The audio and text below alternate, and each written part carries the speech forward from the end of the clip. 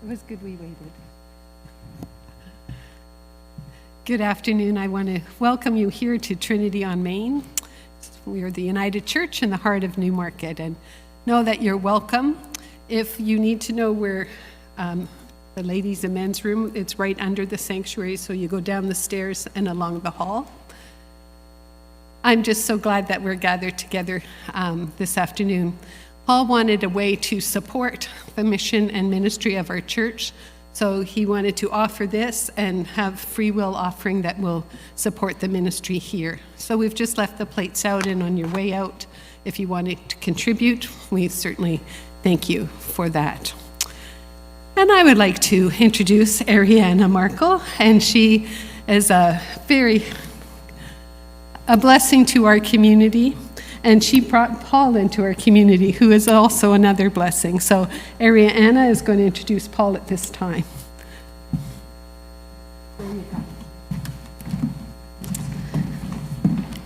Thank you. Okay, good afternoon, everyone, and welcome to Trinity United Church. I am so delighted to welcome Paul Rosen to share his story with us today. For those of you who do not know, Paul Rosen is one of the greatest goalies in the history of the Paralympics. A star in goal for Team Canada for more than a decade, Paul has played in numerous Olympic Games and World Championships. He has posted incredible goaltending records. Paul later became a noted broadcaster with several major news organizations, including TSN and the CBC. Most recently, Paul was a broadcaster for the 2022 Paralympic Games. A public speaker and a leading advocate for mental health, Paul is well known for his talks to children in schools across the country. In the past several years, Paul has hosted numerous podcasts. With sports writer, broadcaster, and hockey executive Roger Lajoie, Paul has released an autobiographical book entitled Never Give Up. The cost is $30, and if you are interested in purchasing a copy, Paul invites you to connect with him after the talk. Paul is brave and has a heart of pure gold. He is a treasure in my life personally, and such a treasure to our church community. Without further ado, we'd like to welcome Paul Rosen.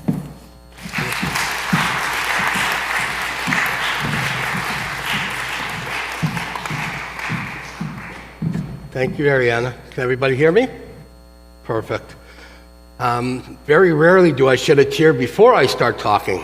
That was quite an introduction, and this is really important to me. I'm going to give you a few facts before, and I want you to know in the next 45 minutes to an hour that everything I tell you right now, I'm not telling you out of that opportunity. I want you to walk away, oh my God, Paul Rosen is so incredible, I can't believe it, because my life has taken me on a journey of a lot of highs and a lot of lows.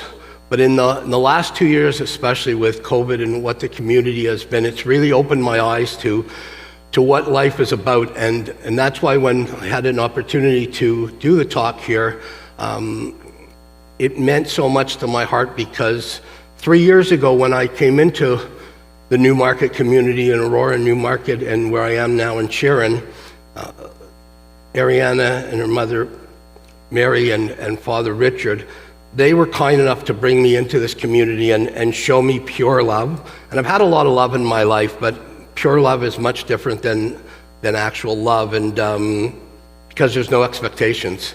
And when they brought me into Trinity family and I met Reverend Lyndon, you know how much I care about you and how much I respect you, it just meant so much in my heart to see that people in the community, younger than you, the same age as you, older than you, a few things that I did, the Christmas pageant, being the crooked little Christmas tree, there are things that I'll never forget. And like I said, my life has taken me on many, many highs and many, many lows. But first I'm going to throw a couple of facts at you right now. So in Canada, we have about 35 million people. Through that and athletics, we've had just a handful of athletes, women or men athletes, able-bodied or disabled, that have played in 3 or more Paralympic or Olympic Games. I happen to be one of them. I've been involved with 6 games. I played in 3, Torino in 2006, which is where we had our success, Salt Lake City in 2002, and Vancouver in 2010. And I've had the honor to broadcast 3 games in Sochi in 2014, Korea in 2018, and most recently in Beijing in 2022. Out of that, there is only a handful, and by saying a handful, I'd say probably about 7 now, that have medaled in the winter and the summer games, and I happen to be one of them. Medaling with my team in 2006 in Torino, Italy, a gold medal, which I'll show you later, and then playing with the sitting volleyball team and getting a bronze medal in 2007 in the Pan American Games. But the thing that I'm the most proud of, out of all that, out of every Canadian, there's only one Canadian in the history of our country that's done that after the age of 40. And that happens to be me. 46 in Torino and 47 in Rio de Janeiro. And that is a main message to so many people out there that think in their 40s and 50s and 60s, life is on the downswing, and that is so not true. There are so many incredible things that you can achieve if you put your mind to it. Now, my story really starts in 1975. My family moved to Thornhill in 1971 when I was 11 years old, and all I wanted to do was become a professional hockey player. That was it. I didn't care about school. I didn't listen to anybody. I just wanted to become a professional hockey player. And I was playing with the Thornhill Thunderbirds. We were playing in Barrie, Ontario in 1975 at the old Dunlop Arena. And I know you got the Barrie hat on, so you'll probably remember the old Dunlop Arena, which is now a fire hall. There's no longer the arena there. I was coming around the net at 15 years old. I was a right winger, and my right skate caught a rut in the ice. My body turned, but my skate didn't, and I broke my leg in 14 places. And the snap of a finger, my career was over. Now, one of the most incredible things, and I truly believe you have people in your life that take you to another level. And my father, who, as we speak, is in the hospital, he's 90 years old, he broke his femur. He's one of the toughest guys I've ever met in my entire life. I remember when I came home, and it was May of 1975, and I wasn't sure where my life was going to go because this dream was over. And I never concentrated on school. I had many problems in school, reading and writing, and dyslexia, and I just thought to myself, what's going on? And I remember my dad, who's a truck driver, worked so hard his entire life. He just turned to me and he just said, "You're going to do something great with your life, kid." He always called me kid. And he said, "I don't know what it is. I don't know when it's going to be, but you're going to do something great with your life." And that stuck with me. And I had a good and a crazy relationship with both my parents for a long, long time. And I'll get into that as we move on. But I remember that always stuck in my mind. And I just went on with life. I got a job, I left school, and got married, had kids, and went on with my life. 1997, years later, I get an opportunity. Now, I've had a bunch of injuries to my leg between 75 and 97, little tweaks, fixing this, fixing that. And in 1997, I got a call from a friend of mine who said, "Hey, Rosie," and everybody called me Rosie, said, "I got an opportunity to work with the Israeli national hockey team." Now, like I said, school was not my forte, so geography, history, I never really concentrated. And I thought he was joking around because I'm thinking Israel hockey didn't make sense to me. It's desert, like where are they going to play hockey? So I hung up on him. And he called me back and he said, no, honestly, Rosie, so many Russians came over from Russia to Israel and took the hockey team from being obsolete to being really, really talented. And we have a tournament in Belgrade, Yugoslavia. We want you to come and work with some of these kids. So right away I said, okay, hockey's my passion, and I truly believe whether you're 5 years old or you're 85 years old, the way you succeed in life is to have passion, no matter what it is. If you have passion for something, you're going to put more of an effort into it. And passion's what I had for the game of hockey. So I said, yes, I would go. I went to Belgrade, Yugoslavia. I met these kids. The coach at the time only spoke Russian and Hebrew. And I didn't speak Russian or Hebrew. So we had the language of hockey. And the language of hockey was me going like this to him and him going like this to me, and us trying to figure things out. And we figured it out, and it was a lot of fun, but I always had a problem with my leg. And every time I was on the ice with these kids and moving around and trying to teach them, I was in bed for hours. Agony, absolute agony. And at this point, I was taking a lot of painkillers because when I broke my leg in 75, back then, the doctors, their, success to anything was painkillers. And so I got addicted to painkillers, and I was taking a lot of painkillers. On the very down low, I didn't want any of these kids to see. Nobody in my family really knew the extent of it.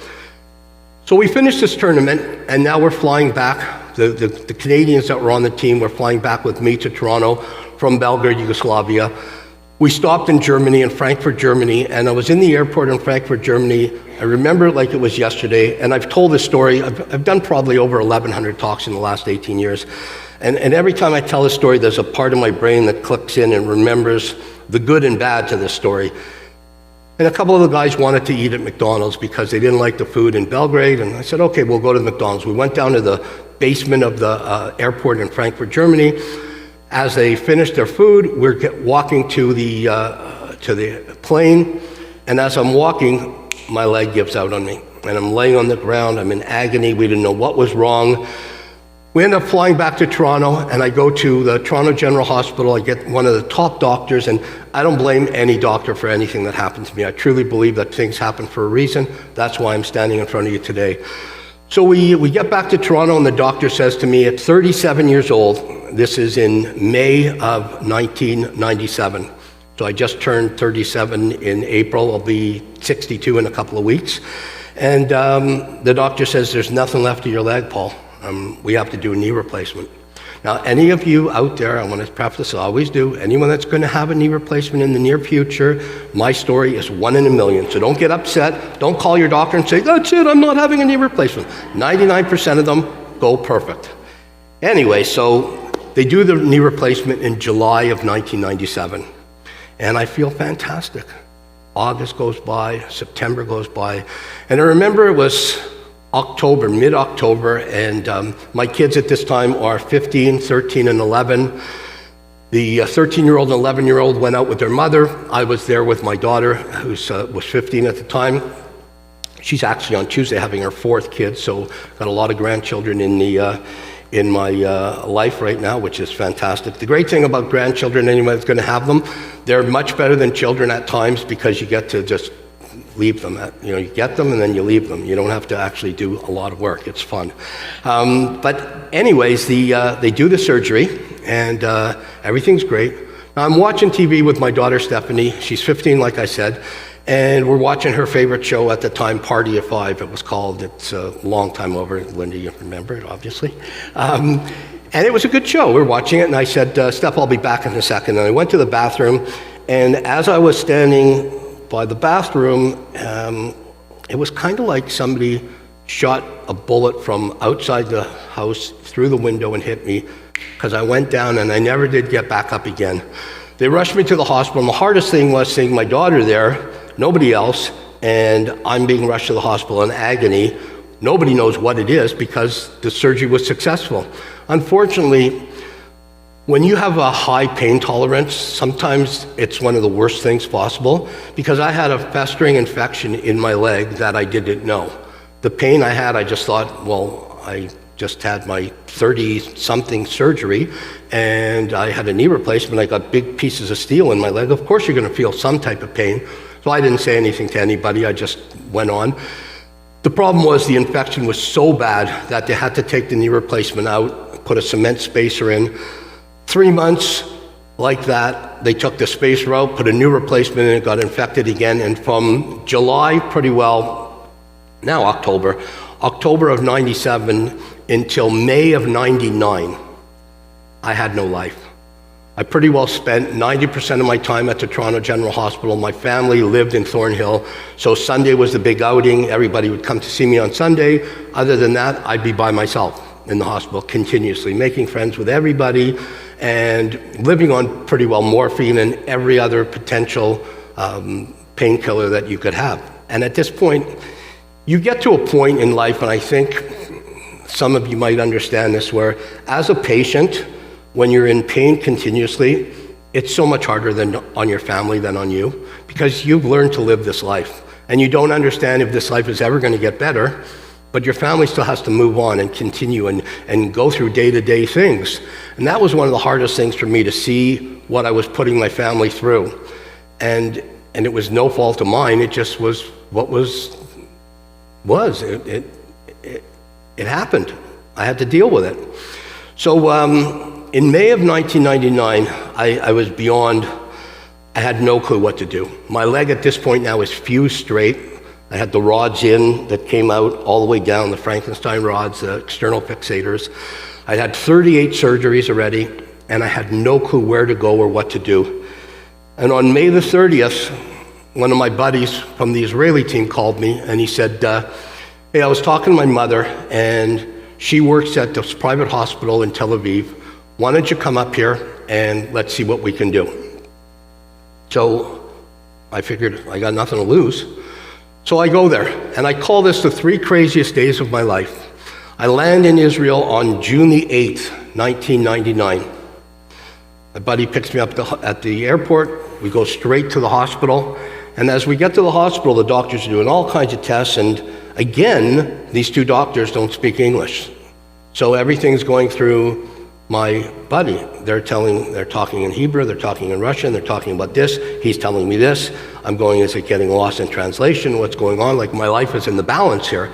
And then he basically says to me that the one doctor, the surgeon, says the infection is so bad that they don't think they can save your life. That the infection is going to kill you. It's just a matter of time, and you probably won't live through the summer. And I remember going, like, time out here. I just turned 39. I'm not ready to die yet. And the other doctor, who was a plastic surgeon, said, well, and this is all again coming through my friend, we can amputate your leg just below the hip, mid-thigh, and I think that might work. And I remember, and I love when I do talks in schools, and you talk to kids in grade 6 or 7 or 8, because their eyes light up when they hear, the fact that it never really affected me that I was going to have my leg amputated, because all it really affected me was that I had the potential of living. I'd seen many people through my life, and I never saw one happy dead person with 2 legs. You're dead. Life's over. So I'm looking at it potentially alive with 1 leg or dead with 2 legs. To me, it was a no-brainer. I got 3 kids. I'll figure out a way to survive. And the doctor then said, okay, we're going to amputate your leg. Now, this is 4 o'clock on June the 8th. I figure couple of weeks. I'm by myself, by the way. I go to Israel by myself. My family, my parents, my kids, everybody in my life is in Toronto. I flew there by myself. I figured, give me 2-3 weeks. I'd come back. I'd have the leg amputated. My whole family would come with me. We'd make kind of an amputation party. Israel's a beautiful place, the Mediterranean, everything. And the doctor says, okay, so we've set the surgery up for tomorrow at 9 a.m. June the 9th. It's coming up on 23 years, this June the 9th. And I remember looking at my friend and going, okay, all right, let's do it. And one of the hardest conversations was calling my kids, and my youngest, who is 33 now and going to have her first child in July. She's 11 at the time. And she's a daddy's girl, and she says to me, she doesn't know whether I'm coming home or not. I'm going to tell you, okay, I'm having my leg amputated tomorrow. Everything's going to be okay. Now, I didn't know everything was going to be okay, but I had to tell that to them. And, she's crying on the phone, wondering if I'm coming home with 1 leg or whether I'm coming home dead. It's a big operation. They're taking a chunk of my body off. And I remember when I hung up with them, my friend took me to Jerusalem for the night. And I went to the Wailing Wall, which is now called the Western Wall. And I just remember having a real good talk with God. And that's probably the only time I had a real good talk with God until I started coming to Trinity, all these years later. Now I talk all the time. It's a huge part of my recovery. And I went home, back to my buddy's house, and the next morning I came to the hospital, and they prepped me for surgery, and they amputated my leg. And the next morning, June the 10th, I woke up, did all kinds of tests on me, 100% healthy. June the 8th, I'm going to die. June the 9th, they amputate my leg, and June the 10th, I'm 100% healthy. Didn't make any sense, but it didn't have to make any sense because I was healthy. Now, one of the things I do in my talks, and this is, like I said, I've done a lot of talks, over 1,100 in the last 18 years. This is my first in-person talk since COVID, because obviously COVID has shut everything down. Since then, I got a new socket, which doesn't make it easy to put my leg on or off, but I'm going to do it because it's important, so you might have to bear with me for a minute while I get it prepared afterwards. But I came home after I lost my leg on June the 10th. And one of the hardest things I had to do to transition into the life as a disabled person, because that's what I am, I'm a disabled person. Nobody has to tell me, nobody has to explain it to me. I understand it better than anybody. And one of the hardest things for people who are disabled is to get the community to understand that disability doesn't mean that we're done. All disability means to me is that I'm missing my leg. That's all it means to me. I take this leg off, I put it on. It doesn't affect who I am as a person.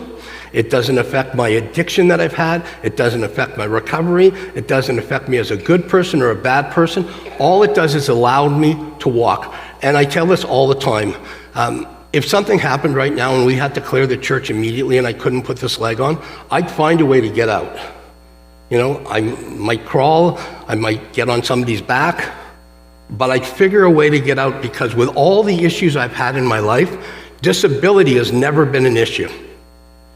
It's been my life. You know, I had 39 years as an able-bodied person, and now 23, and hopefully many, many more, as somebody who's disabled.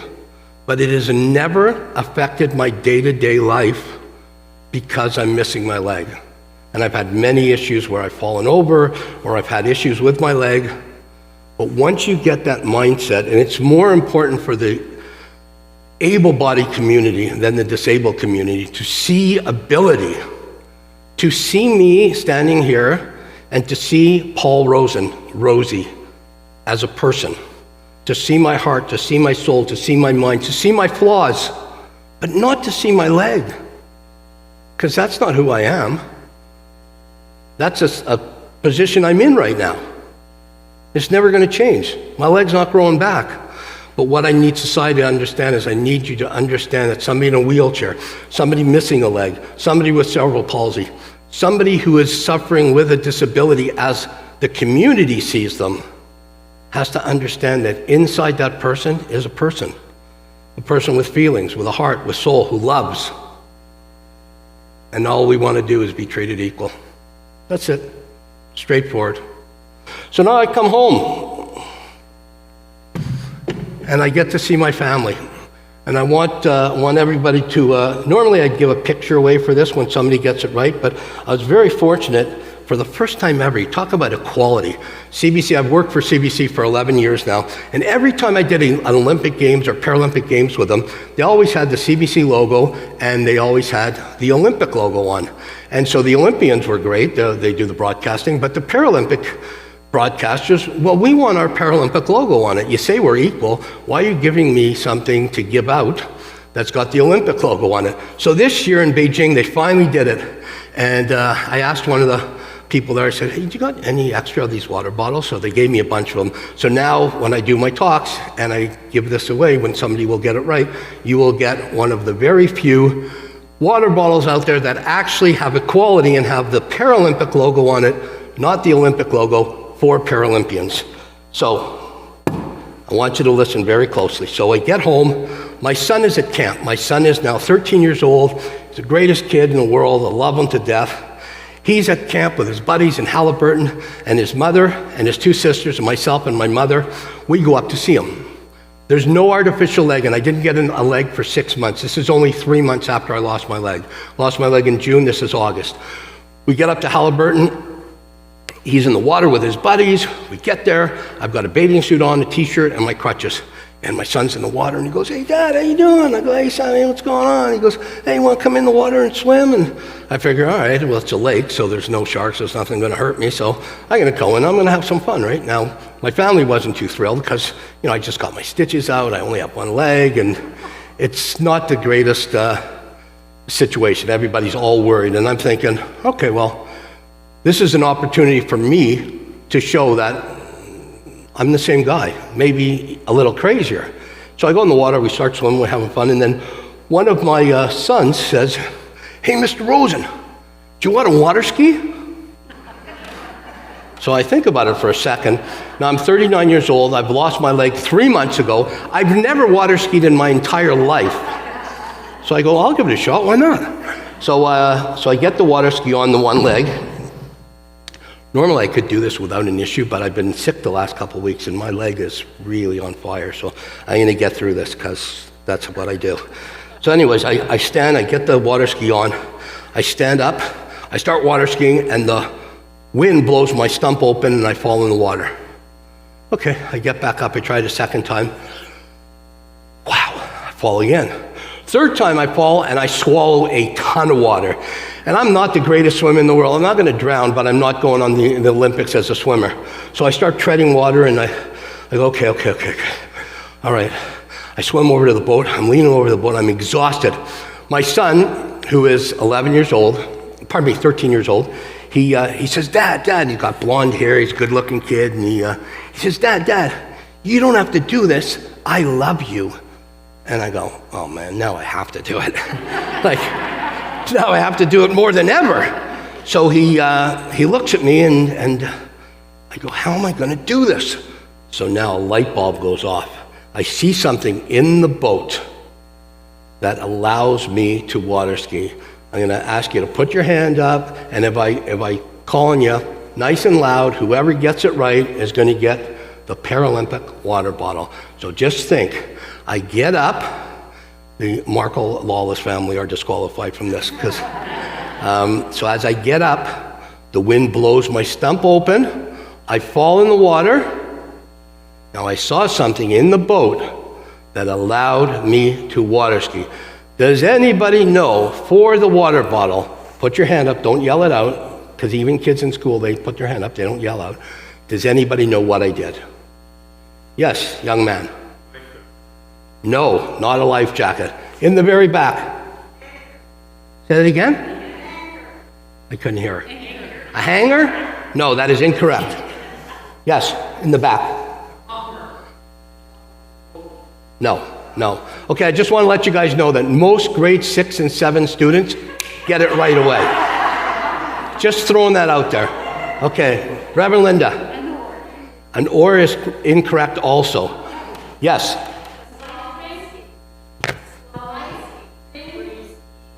No. Okay, so hold on. I'm going to say it one more time because I got so many other things to get to, and we may just have to disqualify all of you. So as I get up, the wind blows my leg open, and I fall in the water.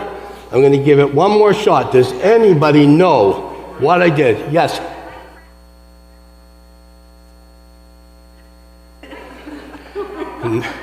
No. Ryland. Rope? Okay, I'm going to kind of sort of explain to me what. Okay, you know what? Only because of time and because I know Ryland, I'm going to say he's got it. I'll explain to you. Come on up here.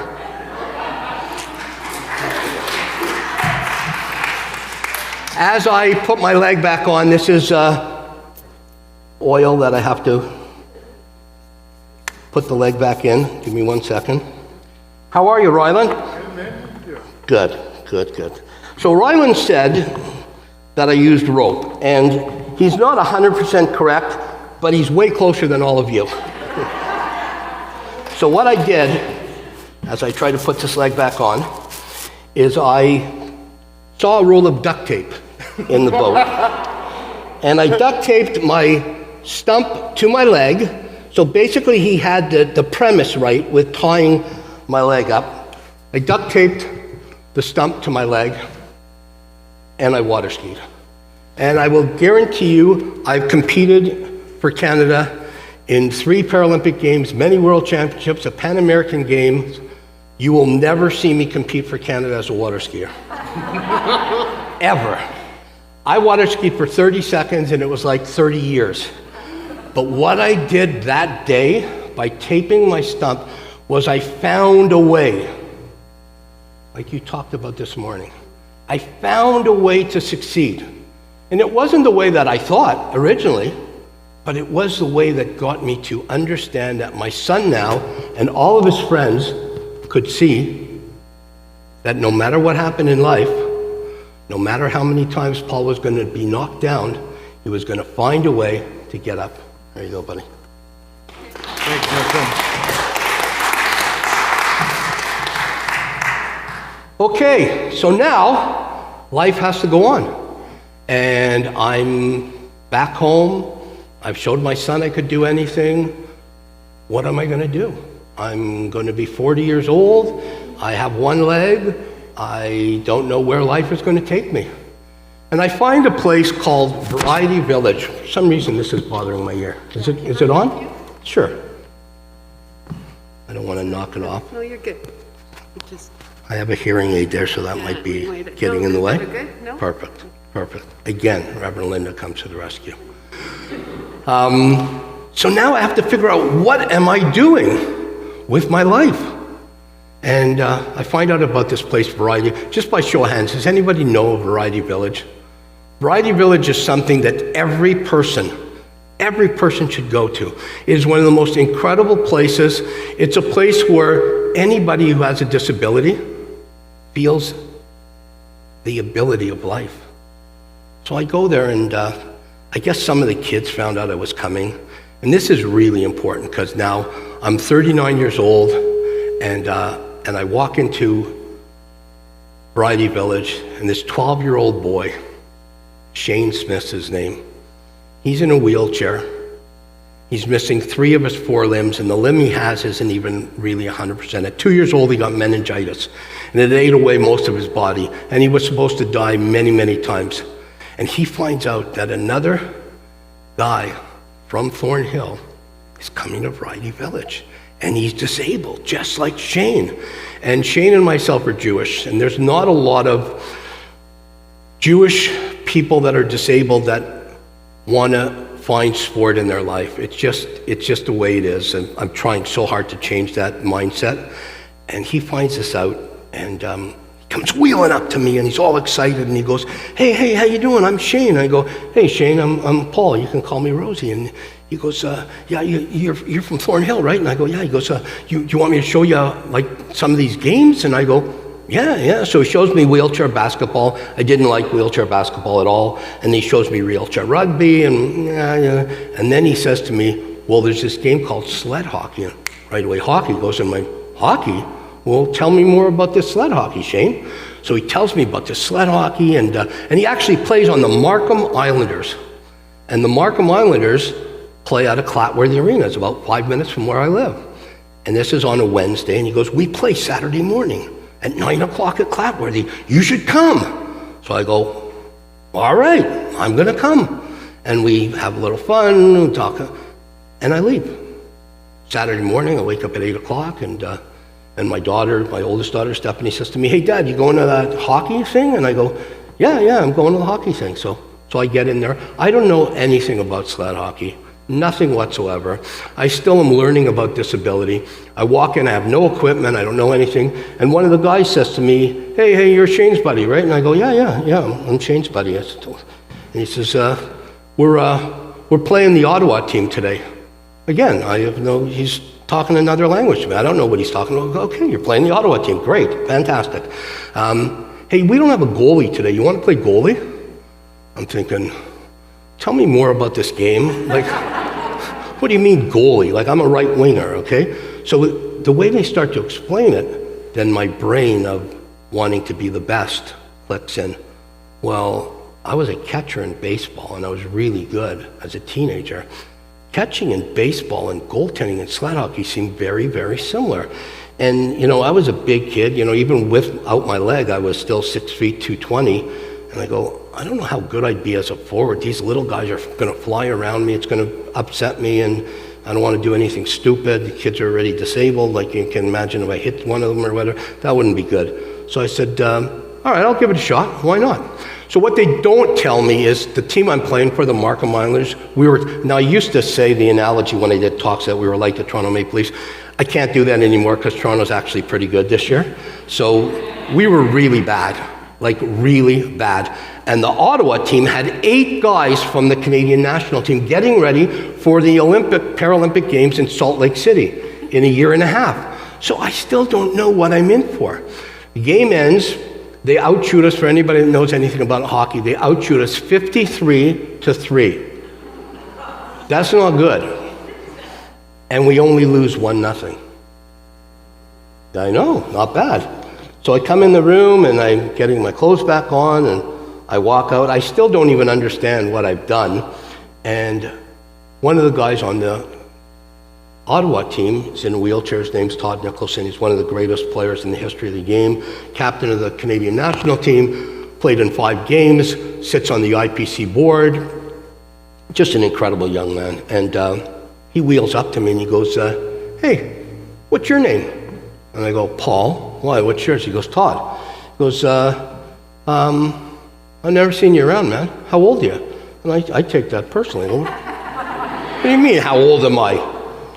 I'm almost 40. He goes, wow. He says, I've been playing this game for Canada since Lillehammer in '94. Never seen you around. How long you been playing? So I go, 3 hours. He goes, 3 hours? What do you mean? I go, I've never played before. He goes, we got tryouts for the Canadian national team in a couple of weeks in Ottawa. You should come out.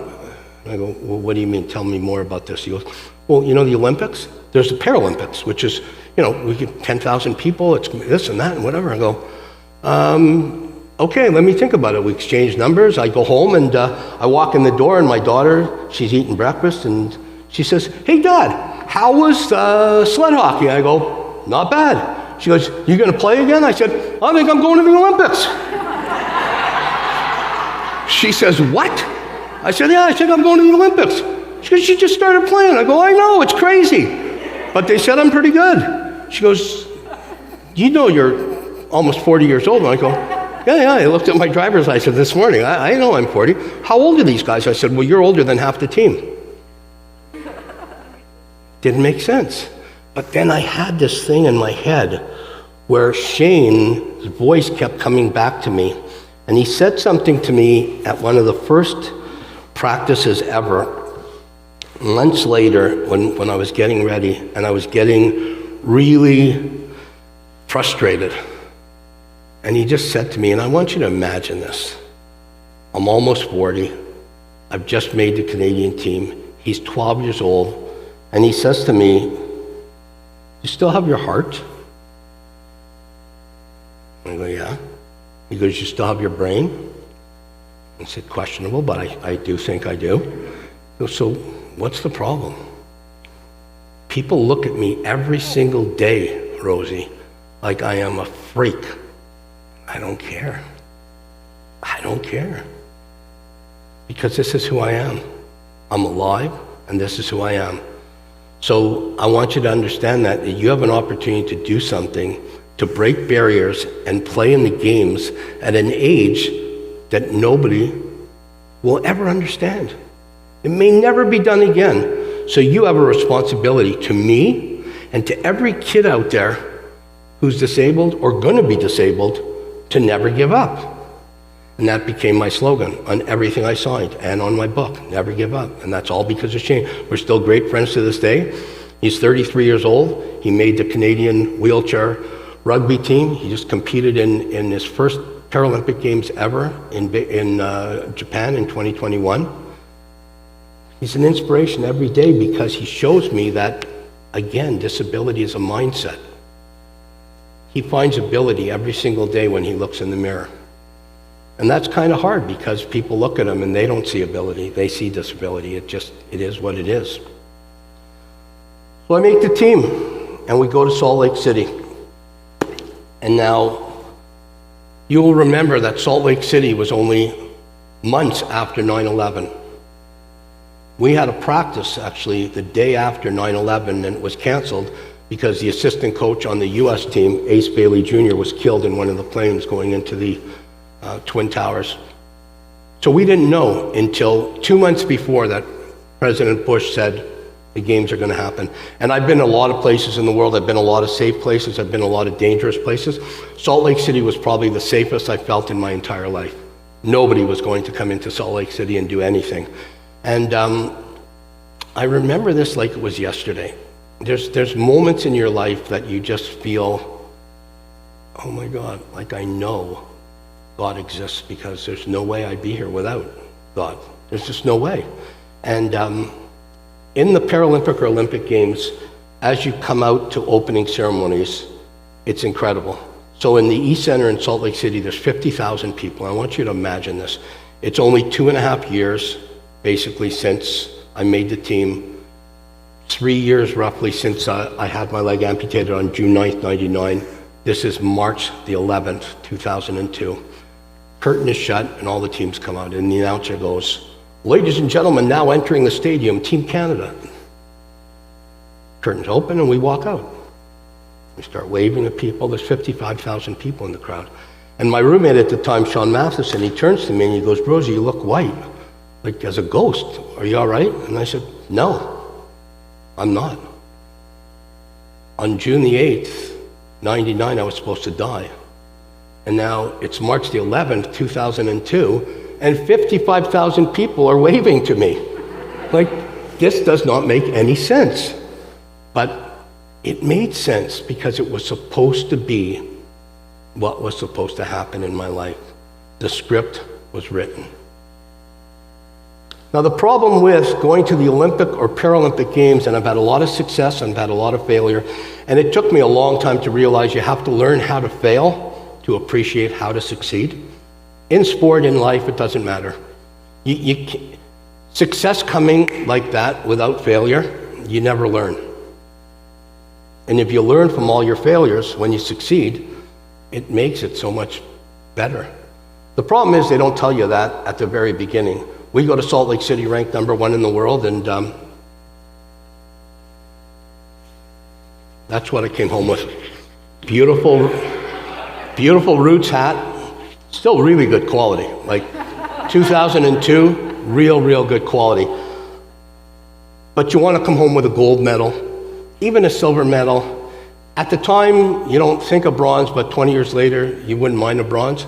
But when you end up in 4th and you come home with a hat, as a Canadian hockey player, it's not the greatest thing in the world. So when the games ended, all of our staff was fired, everybody was let go, because unfortunately that's what happens. And we started that journey. And about a week after the games of Salt Lake City, at the age of 42 years old, I decided 3 things. Number 1, I was going to put 4 of the hardest years of my life into going to Torino, Italy in 2006. I was going to put everything aside, which is hard. Looking back on it now, 20 years later, my family, my kids, my life, everything was going to be to winning a gold medal in Torino in 2006. And as you look at athletes now, whether at the women's game, the men's game, it doesn't matter what sport, you see athletes now after they retire and they have mental health issues, they have addiction issues, they have suicide issues, because they put everything in their life aside because of this focus to winning. And it comes at a cost. It comes at a cost when your kids don't talk to you. It comes at a cost when you're sitting in a hotel room contemplating killing yourself. But the general public doesn't see that. They only see the greatness. They only see the gold medal. They only see the autographs. And there's so much more to this. So much more to this. And number 1, I wanted, when the games of Torino ended, I knew I was going to be 46 years old. I wanted to do something that maybe could never be done again. I wanted to be ranked #1 in the world. Not in Canada, but in the world. And I started on that journey. I got a goalie coach who was a professional NHL goalie coach. I didn't train with my players that were disabled on the sled team unless we were together as a team. I only trained with the best of the best able-bodied because I figured if I could stop an NHL guy, an able-bodied guy who was shooting at 100 miles an hour, I could stop a sled hockey guy who was shooting at 60 or 70. That was my mindset. And it broke my body down, and it broke my mind down, and it broke a lot of my my psyche down. And it put a rift between my kids and myself that took a long time to get back, but that was my mindset. And about a month before the games, we're getting ready, and our coach, some of you might remember this, some of you might not, but our coach's name was Jeff Snyder. And Jeff Snyder had a nephew, Dan Snyder, who was in the NHL, and he played with the Atlanta Thrashers. And he was killed in a tragic car accident with Dan Heatley driving. And that's why I wear this number 37 from 2004 till today, and every day I do a talk. It's always over my heart, because Dan Snyder was that person, and I'm going to say Danielle Snyder too, because this is a mindset of a young man or a young woman who was told their whole life that they couldn't achieve greatness.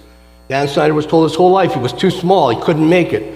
Everywhere he went on those steps to the NHL, he broke the odds. You're too small, you can't do it, I'll show you. You're too small, you can't do it, I'll show you. Till he finally made the Atlanta Thrashers. And unfortunately, he went out with one of his buddies, Dan Heatley. Dan Heatley was driving a Ferrari at the time in Atlanta, in downtown Atlanta.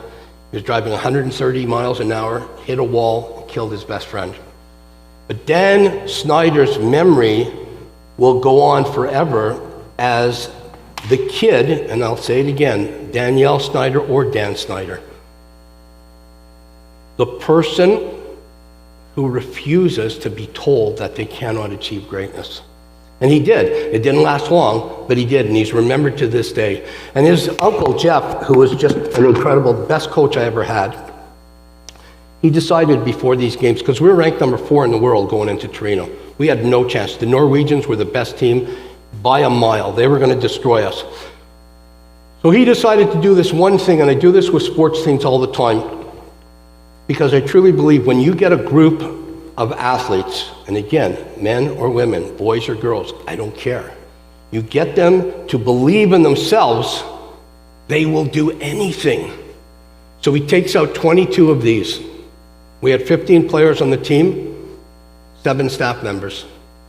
Takes out 22 of these, and he says to me, because I was kind of the team spokesperson, hey, Rosie, do you know what this is? And I said, well, Schneidge, I think it's a keychain right now. And he goes, yeah, it is. Right now it's a keychain. In an hour, it's going to be a complete chain. Everybody is going to dedicate the games to one person and link to the person beside them until it's a complete chain. And that chain will bond you guys together forever. Jeff went first. He dedicated the games to his late nephew, Dan. I went second, dedicated the games to my dad. And by the time it was over, these 22 individuals, 15 players and 7 staff members, became a family. People were crying. One of my teammates dedicated the games to his brother who committed suicide that we didn't even know. And I knew this guy for 6 years. We traveled the world. We had no clue. Everybody felt so comfortable to tell the story of why they were dedicating the games to the person they were dedicating the games to, until it became a complete chain, an unbreakable chain. And every day before we went on the ice, we grabbed that chain until before you knew it, we were in the gold medal game against the big bad Norwegians. No chance to beat them. They're going to destroy us. And I remember coming in the dressing room before the game started. I'm 46 years old. We have 11 guys under 21 on the team. My roommate, Greg Westlake, is 18. And I remember coming in the dressing room and saying to the guys at morning skate, boys, we're going to win this game. Jump on my back, and we're going to win this game. I remember looking at the faces of some of these kids on the team, 17, 19. We're playing in front of 10,000 people. And everybody's already told us, even the Canadian media said, silver will be great, guys. You know, no shame in silver. Norway is just, they're too good. I didn't want that. I didn't want our guys to believe that. And then it was about 3 o'clock in the morning, getting ready for that next day, the gold medal game. And I remember saying to Greg, my roommate, he's 18 years old. He just retired after his 5th games. He was the captain of the team the last couple of games.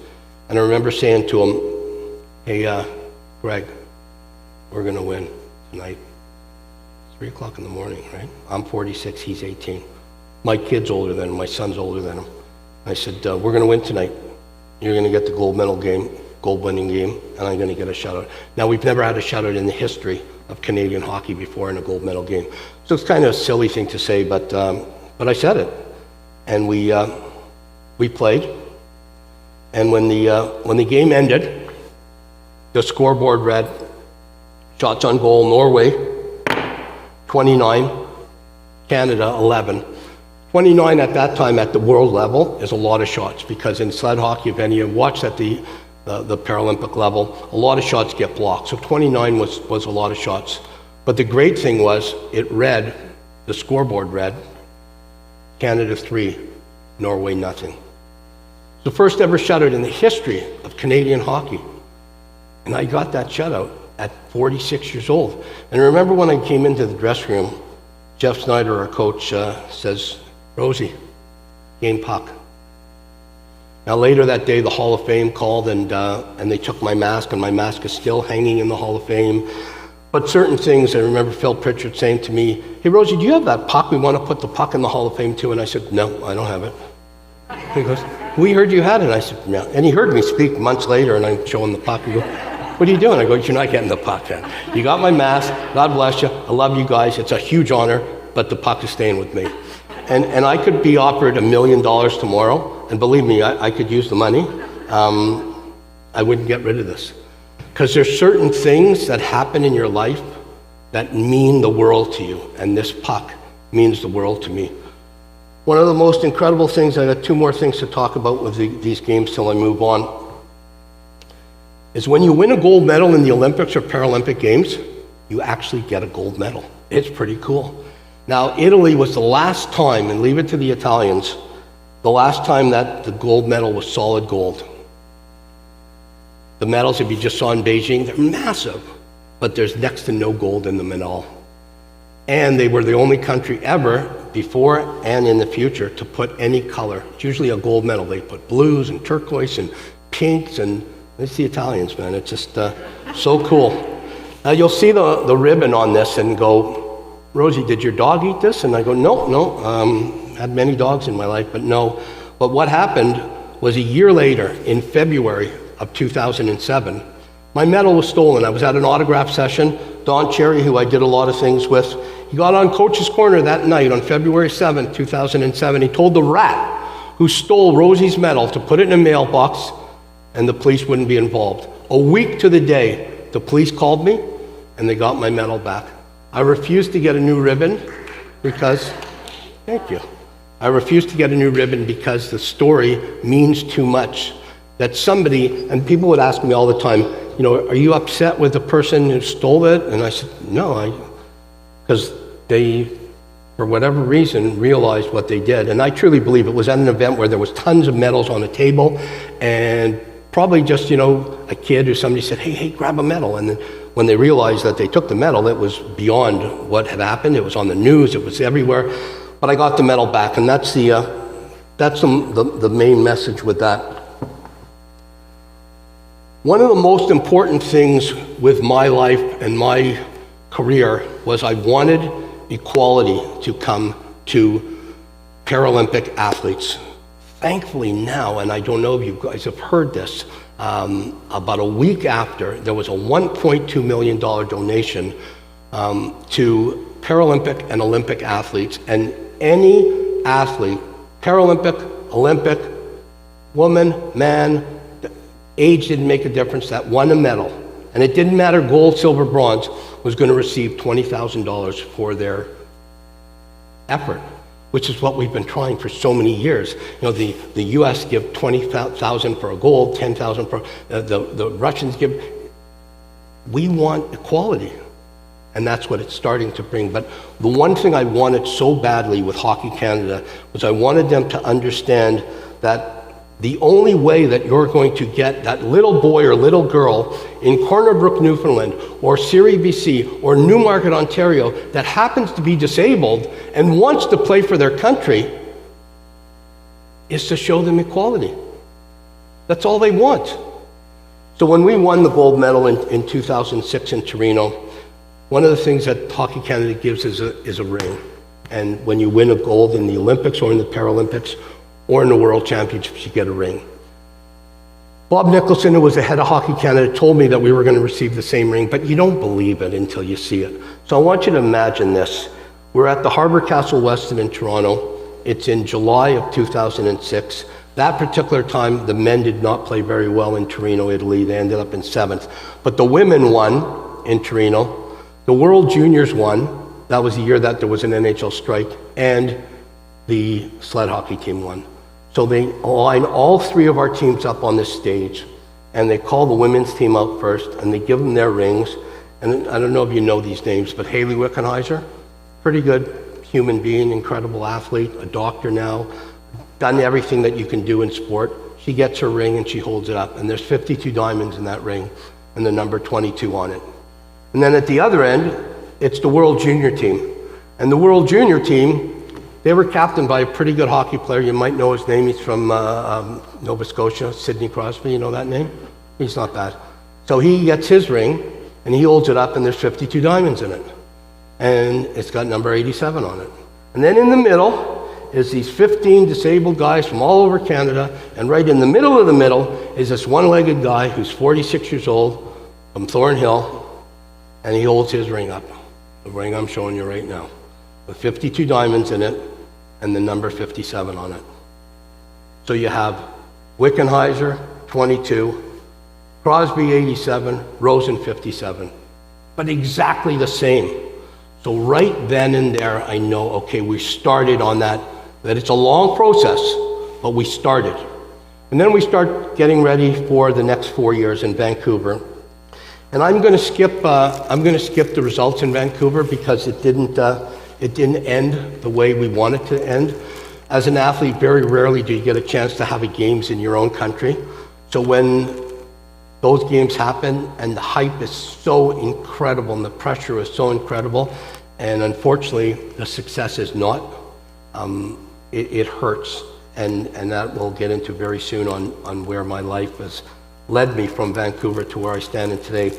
But the final process in equality, and now if you watch any of the ads leading up to the Paralympics or the Olympic Games in Beijing that we had, it couldn't have been more equal.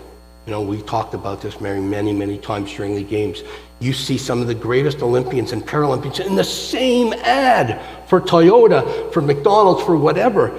You see Tyler McGregor for the sled hockey team, the captain, with Sidney Crosby in the Gatorade commercial on the same ice. And this is what started it.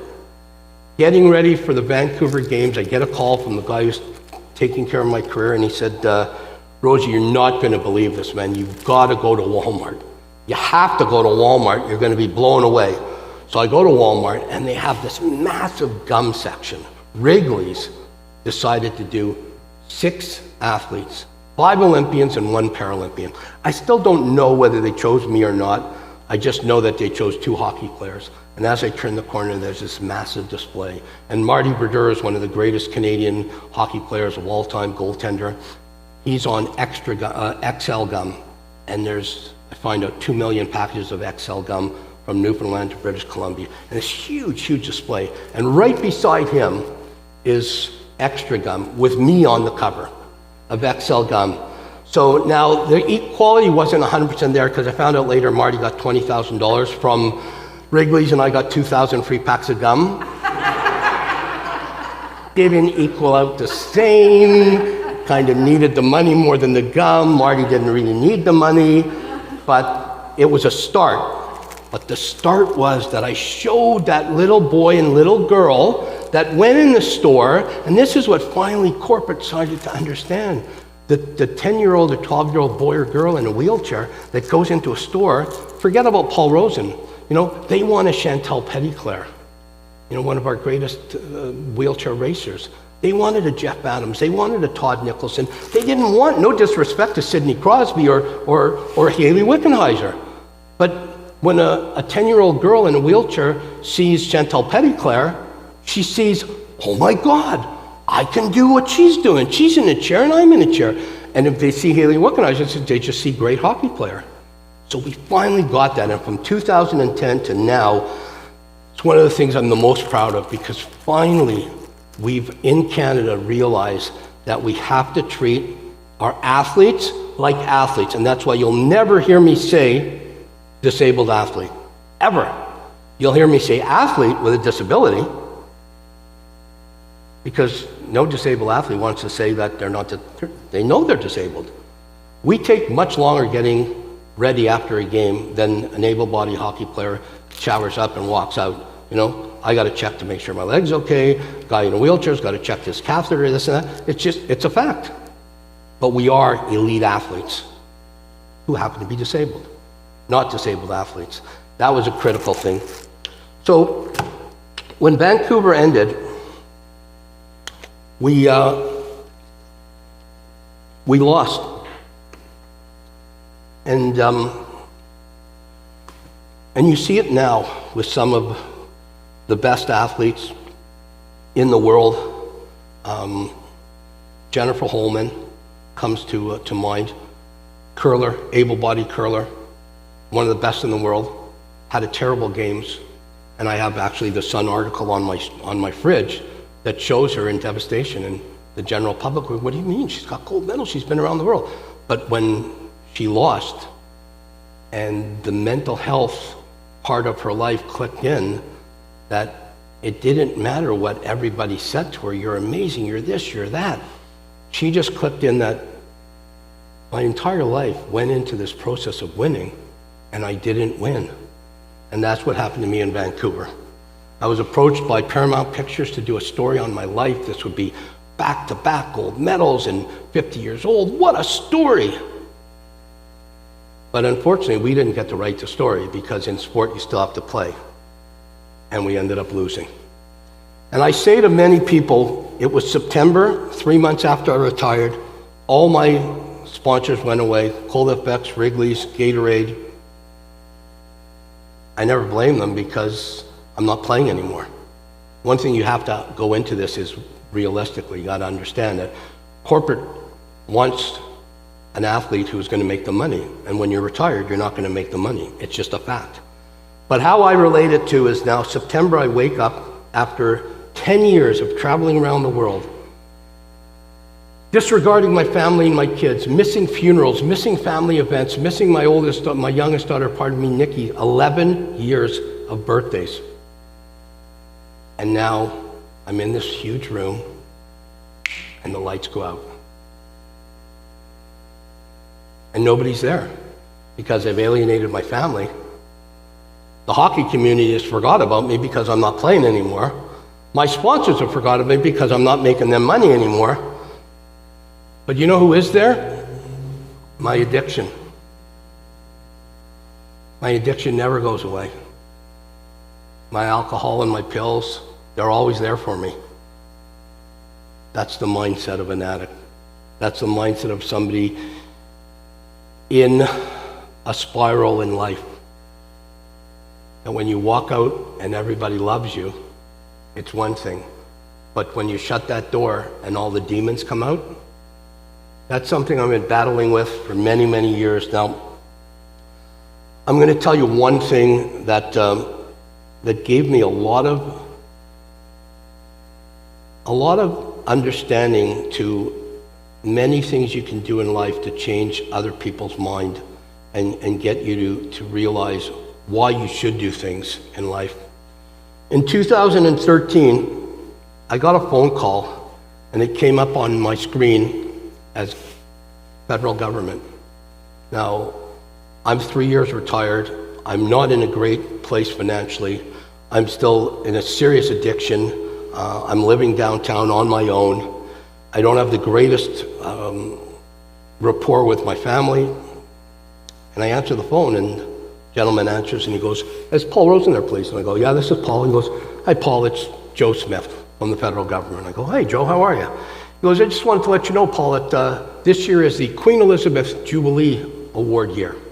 Do you know anything about it?" And "Absolutely, of course I do." I had no clue what he was talking about. But I couldn't say that, right? So I said, "Yeah, absolutely." He goes, "Paul, 66,000 Canadians have been given the Jubilee, are going to be given the Jubilee Award this year. Prime Minister Stephen Harper, who, when we won in 2006, a huge hockey guy, we had dinner together, and you know, this is politically, forget about it, okay? I don't care if you're a liberal, you're a PC, it makes no difference. This is where, as an athlete, I think so many athletes get it wrong. Put politics aside. The leader of your country, whether it's the president or the prime minister, has asked you to do something. In my opinion, and I can only tell you my opinion, you do it as an honor, as an athlete, especially a Canadian athlete. So the guy said, Prime Minister Harper has handpicked 17 of the 66,000 to give the Jubilee Award with David Onley, who at that time was a friend of mine, and some of you might know him, one of the most popular people in Canada. He was the Lieutenant Governor and disabled. And we want to give it to you next Saturday. So I'm like, absolutely, I'm totally honored. I don't understand why, but I'm totally honored. So right away, I call, as I always did, my mom and dad immediately, and God rest my mom, I love her. She had a lot of great qualities, but hyping me up was not one of her best qualities. And I called, my mom answers the phone, "Hello," and I go, "Hey mom, is dad there?" "Yeah." "Oh, can you put you both on the line? I want to talk to both of you," right? So they get on the phone, and my dad and my mom are two totally different people. My mom is like, my dad, and my mom, and anyway, so I said, she says, "What's going on," right? And I said, "I just got a phone call from the federal government, and next Saturday, we're going to Queen's Park, you, Daddy, and me, and I'm getting an award, the Queen Elizabeth Jubilee Award from Prime Minister Harper." And my mom goes, "Why is he giving it to you?" And I go like, "I don't know, Mom, you can ask him." Now, unfortunately, that was the stupidest thing I said, because she did ask him, but we're not going to go there. But we get ready to go, and we go in there. And anybody read the book, Where's Waldo? Everybody's read that book. So we go into this room. It's Queen Park. It's so beautiful, and you know, it's black tie. It's a whole thing. And the other 17 the other 16, because there were 17 of us that are getting it, is Bonnie Burke, who was the CEO of the Bay, and David Cinnamon, who was the owner of the Toronto Argonauts, and Frank Longo, who owned Longo's, and Robert Herzebeck, who was on Dragon's Den and now Shark Tank. I'm looking around, I'm going, these people are billionaires. I got 12 cents in my pocket. What's going on here? So Prime Minister Harper comes in the room, and he comes over to me, and he goes, "Hey, Rosie, how you doing?" And I'm going like, "Can I ask you a question?" And he goes, "Yeah." I go, "I don't get this. It doesn't make any sense whatsoever." He goes, "What doesn't make any sense?" And I go, "These other 16 and me, what do we have in common?" He goes, and I've said this many times, and probably I shouldn't say it, but I always do, so I'm going to say it again. He says, "You're the one of all these in this room that are getting it for what you do. Not what you give, but what you do." And I remember that sticking in me in the depths of my addiction when I was in the hospital and this close to death, remembering certain things that people said to me.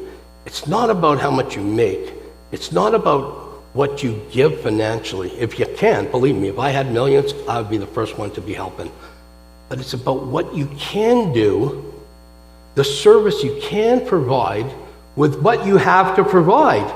And it took me a long time to understand that, and that event happened, and you know, I'm still very proud of having this Queen Elizabeth Jubilee Award given to me by Prime Minister Harper, and it means a lot to me, but it was more the words from the Prime Minister that meant to me that what you're doing has a meaning, a deep, deep meaning. And I went on from 2013 to have many, many dark days. Many dark days. And I remember in 2019, living on my own in downtown Toronto and doing tons of events. And my life would be where, and I think it's important, I haven't really gone this end of the story because I haven't told a lot of these stories in the last couple of years. It's in the book, and like I said, the book will be available after we're done if anybody's interested. But I had a life that was two lives. I would leave to do an event, and 500 people or 1,000 people or whatever would see me as this larger-than-life guy. And they would want my autograph and tell me how great I was, and I believed it while we were together. And then I would go back to my little apartment in Queens Quay, tiny little basement apartment, and the second I got in there, I shut my blinds, and I turned the lights off, and I grabbed my bottle, and I grabbed my pills, and I'd go away. And the demons would come back, and the rings and the medals and everything meant nothing to me, because my life was in such pain and disarray that I had no clue how to survive. And then on January the 30th, 2019, I did an event that morning for Bell Let's Talk. It's the most ironic thing. And I did an event, and it was a great event, and oh my God, I talked about addiction and mental health, and then I came home and I planned my death. I think I've only talked about this once since then, and that was at a meeting in recovery. The first time in the general public, and I think it's very important because I truly believe that along with the Lawless and Markle family, the Trinity family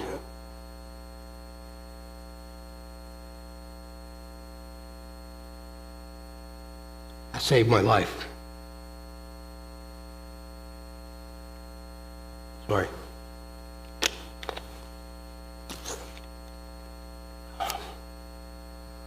I planned my death that night. I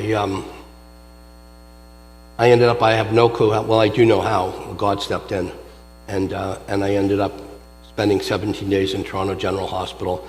And then one of the greatest things happened. They wouldn't let me live on my own, so I moved to Aurora to live with my granddaughter, to live with my daughter and my grandchildren.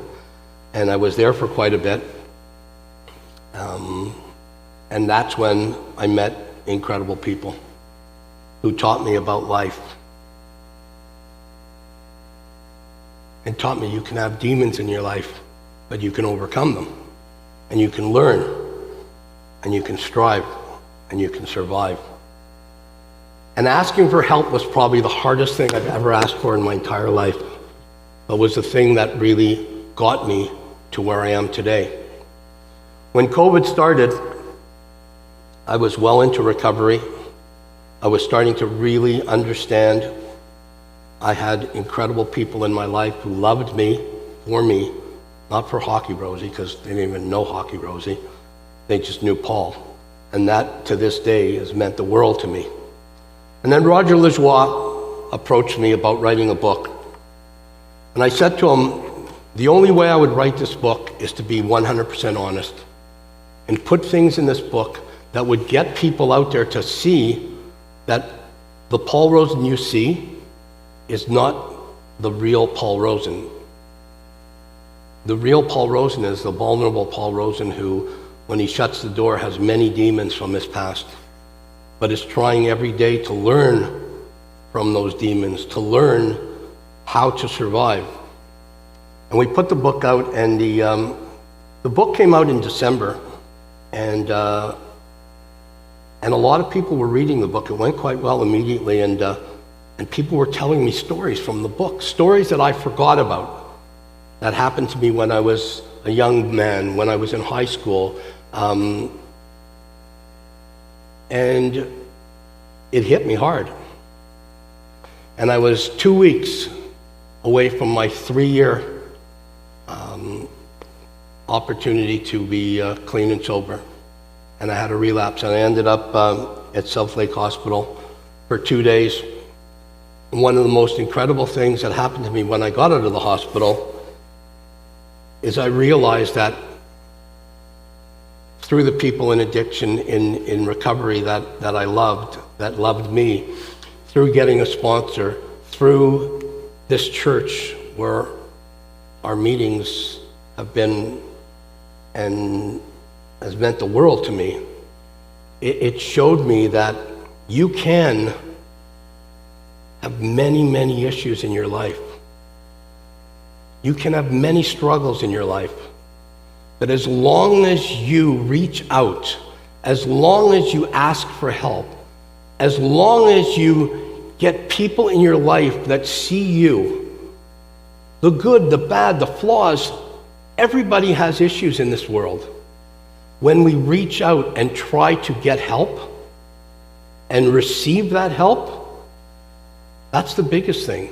In these last 3 months, this coming Thursday, I think it is, the 15th of April, I'll be 3 months clean and sober.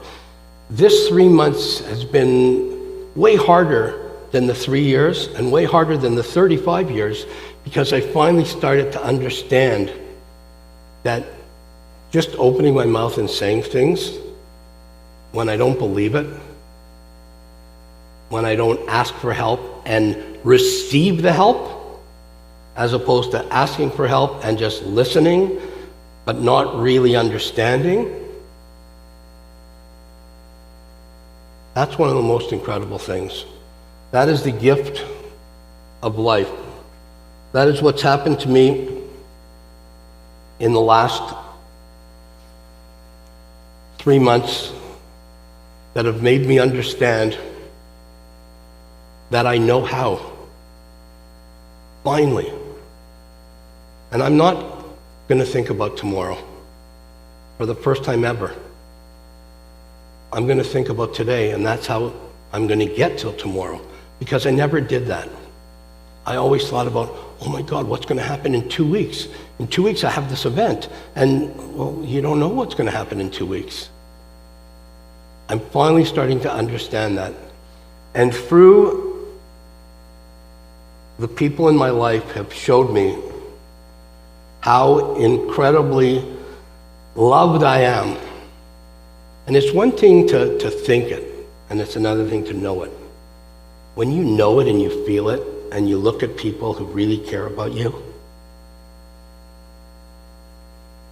that's when you know that you can survive anything.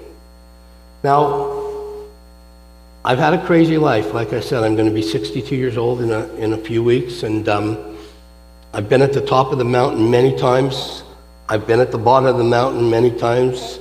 Couldn't have got any lower than I was 3 months ago, restrained in South Lake Hospital, waking up from a coma after 2 days.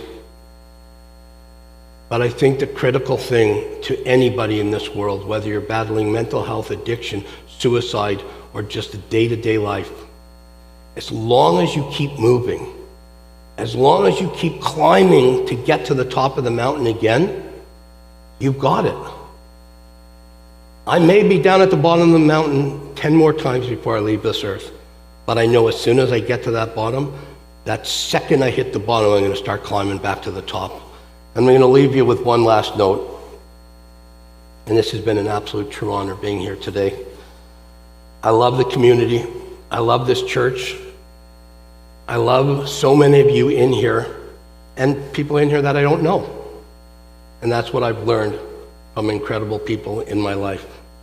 And I'm looking at them right now. You know how much you've done to me. I normally don't get emotional when I do my talks, but I knew this was going to happen. This is my sweater from the Paralympic Games gold medal, Torino, 2006. This sweater was last worn on March the 18th, 2006. It was last washed on March the 17th, 2006. This sweater smells really bad. When I did talks at schools, kids would come up to me, "Can I smell it?" And I go, "No. No, I don't need your parents calling me later." But the thing about this sweater, and this sweater's been through a lot, is every time I take this sweater,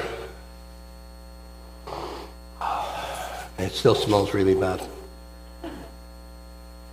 I don't smell the stink in the sweater. I smell the success in the sweater. I smell the story of a kid who was told his whole life he could never achieve greatness. He was stupid, he just couldn't do it. You couldn't read, you couldn't write, you couldn't do this. But he kept trying. He kept climbing. He kept trying no matter how many times he was pushed down, no matter how many times he opened that bottle, no matter how many times he opened that bottle of pills, no matter how many times he wanted to leave this earth. He kept trying. And that's what I will promise myself more than anybody else. And this is what I've learned. I got to promise myself at first. But I will promise myself that I will never stop climbing as long as I live. Thank you.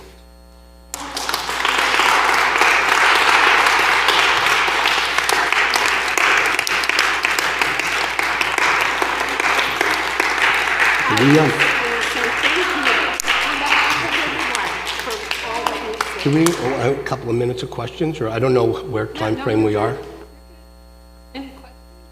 Anybody have any questions? And you can ask me absolutely anything. And like I said, when we're done, I'll be at the back. And anybody that wants to come up and see the gold medal or wants a book, there's no pressure whatsoever.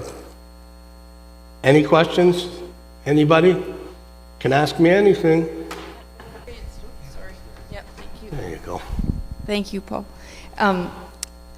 A lot of people have talked about the effects of COVID and the isolation and everything that this pandemic has wrought on everyone. And I have a sister who works in an addiction facility, and it's amazed her in all the years that she's worked how many more people are showing up. Would you say that COVID and everything that went along with that affected you in your relapse? 100%. 100%. It's, that first year, and, and I don't want to embarrass anybody in the front row, but that first year of addiction, I was very, very fortunate to meet the most incredible woman in the world and learn so much about life. And we spent every day together. And then COVID hits and everything changes. The meetings I would go to continuously, the people that I would meet, the people that would tell me that everything will be okay. And then COVID hits, and now you're in an isolation factor, and you still have those people, if you're lucky, in your life that are very, very close, but everything else is closed.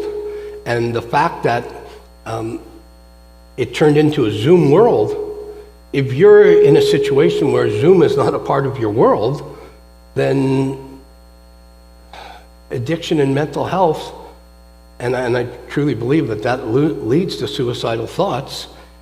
And I really think, from somebody who's had 2 suicide attempts, if you could get somebody who's got that level of mental health, that's going to that level of thinking about suicide, at the point to make them understand that there are incredible people that care about them, that we could cut that down 100%. That's just my opinion. But COVID in the mental health community and the addiction community has made it skyrocket. It's unbelievable. And there's so many people that I think if you've gone through recovery through COVID, my hat's off to every single young man and young woman and at any age that has gone through addiction through COVID. And I'm just extremely blessed again to have Trinity here and to have the people in my life through the recovery community to be able to say hi to them. It's, if you have anybody in your life who's going through addiction and issues in your life, have them reach out, because you'll never understand what it means to walk down the stairs in a church to a meeting and see that person that goes, "Hey, how are you?" And you're like, what do you mean, how am I? And I want to be very careful here because of our, our close-knit situation we have with our groups that, but without saying anything that's going to destroy anything,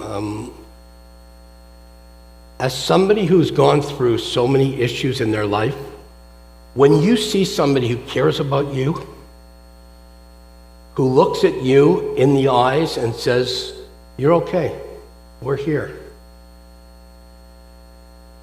and you've never really had that before, that can turn the corner, and it can turn the corner for anybody. So I would say that the recovery community, especially in York Region and Newmarket, is there if you just reach out. You can save lives if you reach out. Your life and other people's lives, because I get as much from listening to somebody else at a meeting, if not more, from their story. Because I always thought my story was, nobody has my story. Nobody's been through what I've been through. I go, wow, that person's been through way more than what I've been through. And they're still here, and they want to get better, and they want to help me. That's what recovery is.